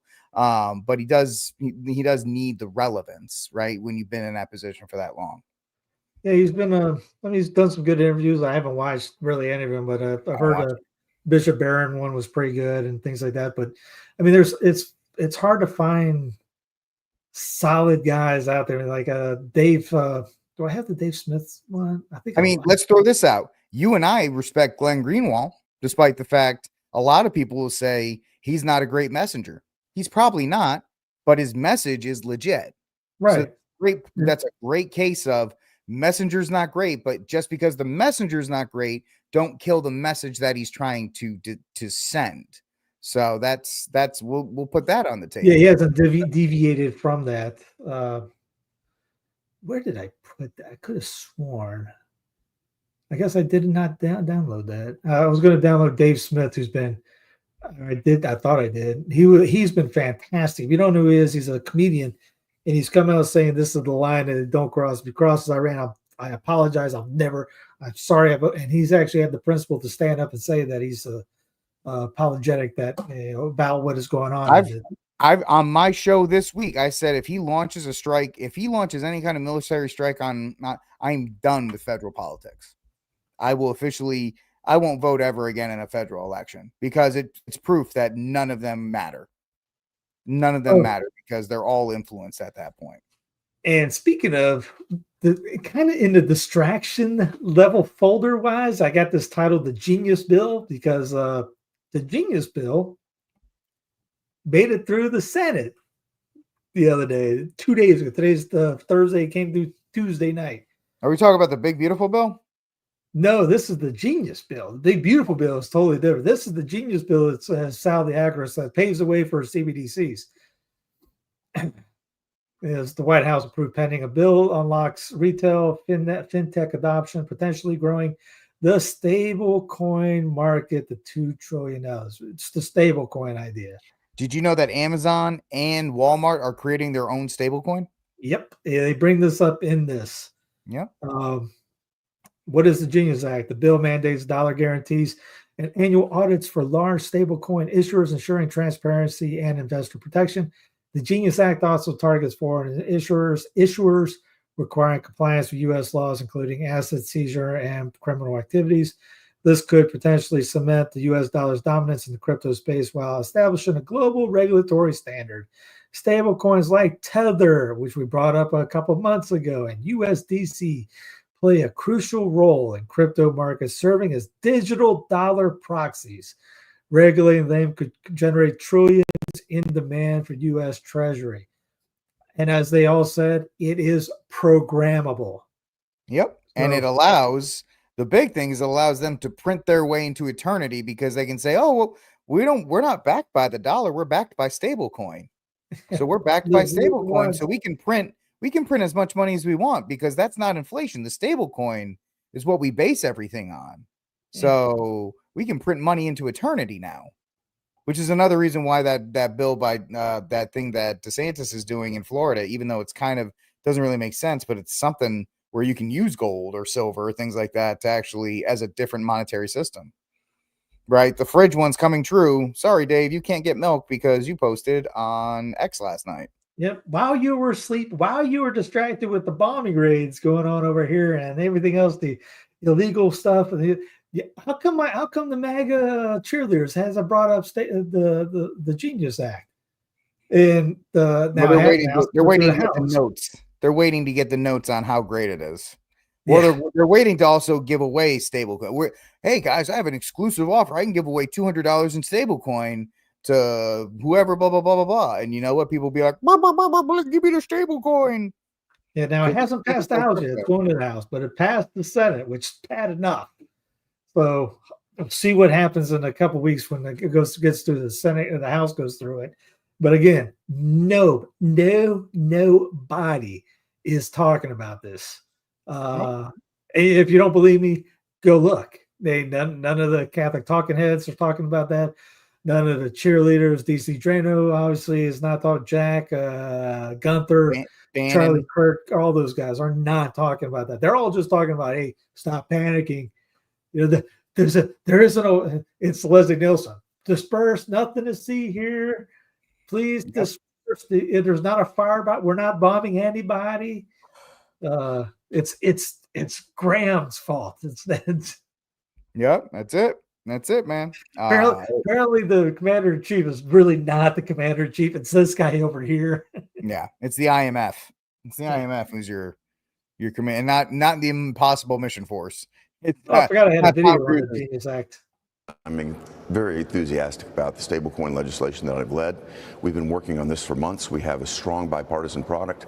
We will deliver that midday today. We'll have it ready. And I think it's got a tremendous amount of input from the industry, from my colleagues here. We've involved the administration. I think we're going to have a great product that actually sets the stage for moving into a modern day payment system into the 21st century, getting us off the old system that was designed in the 1970s and 80s, making the dollar the key element in the digital arena. And frankly, it will stimulate more demand for U.S. Treasuries. It will strengthen the dollar's position as a reserve currency. We're going to see that advance in a way that, again, takes a lot of friction out of an old clunky system, reduces counterparty risk, reduces currency risk, and will bring a lot of working capital back to the companies that need it and back into the economy. With respect to the SEC, I couldn't ask for a better partner than Paul Atkins. He's doing a terrific job already. We're going to be working arm in arm to try. Anyway, in a nutshell, there's no KY jelly for you. You're muted. Yeah, not a shock. Not a shock at all with any of this, man. It's completely, it's all by design. They fooled you with the executive order on no CBDC because you're not going to be able to do it here. But you know what you can do? You can do a corporate multiple stable coin for a couple years, and then in 10 years they'll say, listen guys, it's going to be so much easier if we can just do US stable coin, and we're going to all go under US stable coin. And guess what? Now you have your CBDC. And that's why they let Trump back into the White House, because all this stuff would happen and MAGA would cheer it on. Rick was right. Rick was just want to say that. Rick was right. But yes. I think we'll get the Epstein list one day next decade. Pam Bondi's still working on it. Pam Bondi and Cash are deciding phase two's coming sometime. Bondi, Cash, and Dan Bongino are just sitting in a room figuring out that Epstein list. They'll get it done. Cash is going to do it. Dan's going to do it. Trust Dan. Trust the plan. Trust Dan. So, all right. Who you got for? So my saint of the week is Owen Schroyer. Had no business coming on a channel as small as mine. I literally have 162 subscribers on YouTube. I don't have a massive base anywhere yet. The guy was nice enough. Guy's got a massive audience. He's very influential with a lot of people. And he gave me 30 minutes of his time. It was a great interview. If you missed it tonight, it's going to drop tomorrow at 11 a.m. Central Time. Great, really good dude, really smart guy. And he's my saint of the week. My cry room, there's a ton of them, but I guess I'll throw the Mets into the cry room because they while the national anthem, which I know we don't care about, but while the national anthem was being sung, instead of the America flag, they just put the gay pride flag on the jumbo screen for all to see. So yeah, I mean, at least they're in the cry room, but at least they acknowledge who they're loyal to. But the overwhelming loyalty to the sin of same-sex marriage is just gross, especially just the outward promotion of it is disgusting. So they're in my cry room. I forgot to give everybody a North Carolina update. Yes, we're still recovering from the hurricane from almost a year. It'll be three more months, and it'll be a year. Here's a I-40 falling apart again. Been a lot of rain. The rainy season earlier, so the rock slides coming through there. There's obviously more damage, but that was the only video up there I could show it. My cry room. This is kind of funny. I said it to Rick. What? A Truist employee is suing the Charlotte-based bank over discrimination and retaliation claims. A situation that was exacerbated by Chucky, the doll that kills people, according to a federal lawsuit. What happened is, I guess she's terrified of dolls, and one of her workers put a doll in her chair, and she lost it. PTSD, not sleeping, lost her mind in a sense. So she's suing Truist for that. In a not bad, but back into what we talk about all the time. Lila Rose goes, the Supreme Court just ruled 6-3 that Tennessee's law protecting children from damaging transitional surgeries can remain in effect. This is a huge win for the right of states to protect children. Should have never gone to SCOTUS. There's no reason. We're yay, SCOTUS ruled on we're okay to breathe. Tennessee law, end of story. Should have never gone to SCOTUS. You start playing that Russian roulette game, eventually you will lose and lose badly. Yeah. My saying of the week, I'll go with the Abbeville Institute. This is Brian McClanahan's post that he put up the other day. The Republican war machine never ends. Quick read, very good. He goes, but when you vote Republican, you are going to get Republican. President Trump has just proven that the Republican war machine never dies, nor does Abraham Lincoln. The upcoming battle for the soul of American conservatism regarding foreign policy will need the Southern tradition. Too bad much of it has been erased over the last century. Maybe that was part of the plan. After all, if you eliminate Robert E. Lee, you'll never know that he predicted our current mess in 1866. Quote, consolidation of the states into one vast empire, sure to be aggressive abroad and despotic at home, will be the certain precursor of ruin, which has overwhelmed all that preceded it. Yep. And it's kind of crazy how all this was predicted. And yet you people said, yay, Trump. Yay, Trump. Yay. But whatever. All right, folks. Stay prayed up. Like Peter said, this is not saying a Democrat's good. They suck just as bad. Yeah. The uniparty, yes, never will die. Never will die. Which is why it's always important to stay prayed up, stay in a state of grace, stay positive, pray, hope, don't worry. Enjoy, if you have the chance, go to adoration this weekend, go to confession, focus on God, focus on making yourself a saint and making your family saints. We're called to be it no matter what. Good popes, bad popes, good cardinals, bad cardinals, good priests, bad priests. You can still be a saint. And men, you can still lead your family to heaven. You can still get your families to be saints. So the father made a great point in his sermon this week. Folks, this is what we call a setup, and yes, literally, I want the point guard. I'm literally alley-ooping him stuff, and he's like, well, that's great, Rick. Thanks for telling me. Yeah, that's what I'm doing. Well, he had a line this Sunday of because the Byzantines it was All Saints Day this past Sunday. Because there's the fruits of the Holy Spirit that produced all the saints. And he goes, we're supposed to be saints. We're not supposed to just read about the saints. Mm-hmm. And there's books. There's I'll get it next time. There's the book, Easy Ways to Be a Saint. It's an easy read. I've read it a couple times. It's a really good book. You can read? Sometimes. Mostly it's pictures. Does it have pop-ups? Yeah, pictures with some captions, pop-ups, really great stuff. Coloring inside the lines, it works. It works really well.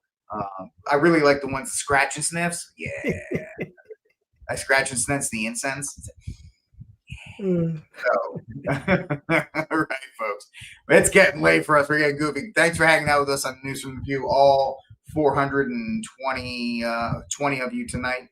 If you like what I'm doing, please check out my X page where you can buy my book, The Armed Catholic, The Catholic Case for Guns and Self-Defense. And check me out on Rickcast every night, 6 p.m. Central Time, where I do news of the day and we talk about these kinds of things. If you like what Steve's talking about, go download the Sensus Fidelium app.